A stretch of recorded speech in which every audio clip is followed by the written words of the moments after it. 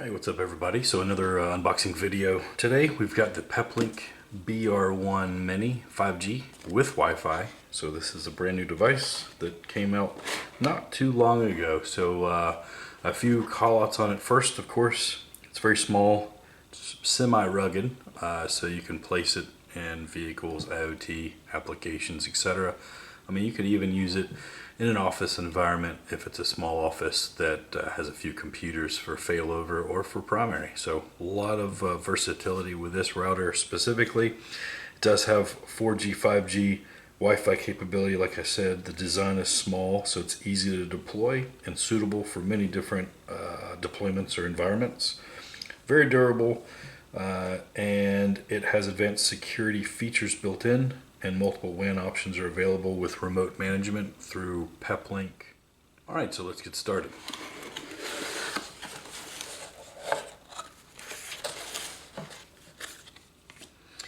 Inside you've got, of course, the router all packaged up nicely. Show you what this looks like. Underneath you have the AC adapter. You've also got some cable ties and the antennas that are available to plug into it, as you can see. Let's see what it looks like with all the antennas on.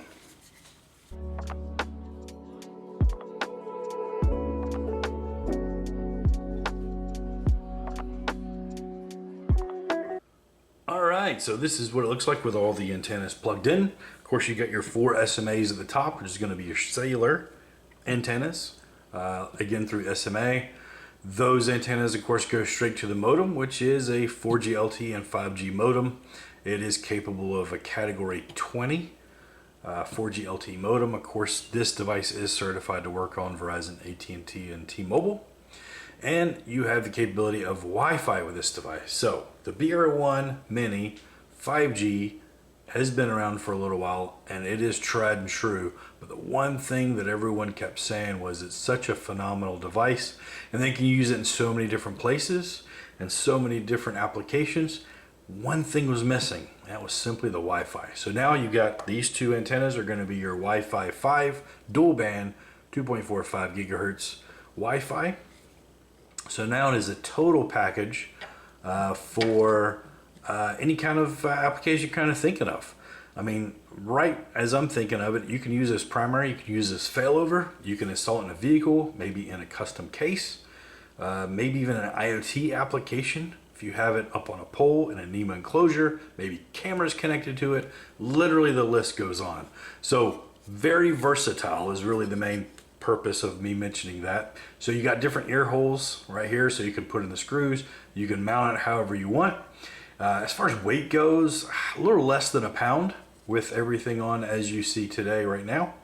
And then as far as operation temperature, which is super important, you have anything from -40 degrees Fahrenheit all the way up to 150 or 149 degrees Fahrenheit. So -40 to 149 degrees Fahrenheit, and you're able to continue to use this without a hiccup. As far as the cellular piece goes, as I was mentioning, there is a cellular SIM card beneath this metal panel, which is just a Phillips screwdriver away from revealing what's behind it. You got 2 bays for 2 SIM card slots.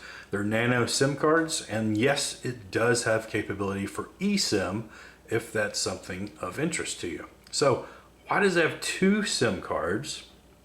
It's only 1 modem, but you can use cellular as primary and another carrier as failover. What's even better is you can even have your failover SIM card, a multi-carrier SIM card, which we have. So you can always reach out to us if you want to learn more about our multi-carrier SIM card. So no matter where you are, if your primary goes down, your secondary will come up and it'll choose whatever carrier is available in your area at that particular time. Great option for failover. Speaking of failover though, flip it over the other side.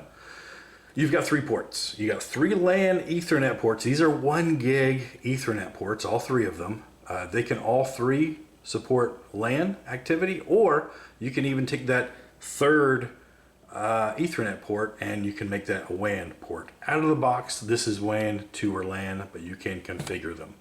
So with WAN, you can have your Ethernet coming from your primary landline type, wire line, I should say, traditional Ethernet for primary, and you can have it plugged in here, and then this cellular can be your backup or failover.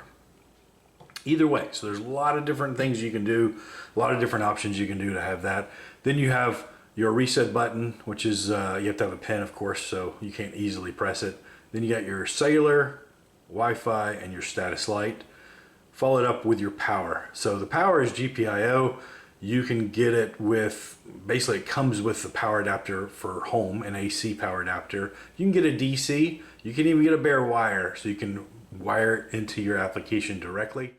And that concludes the unboxing video of the Peplink BR1 Mini 5G with Wi-Fi, brought to you by Connectus.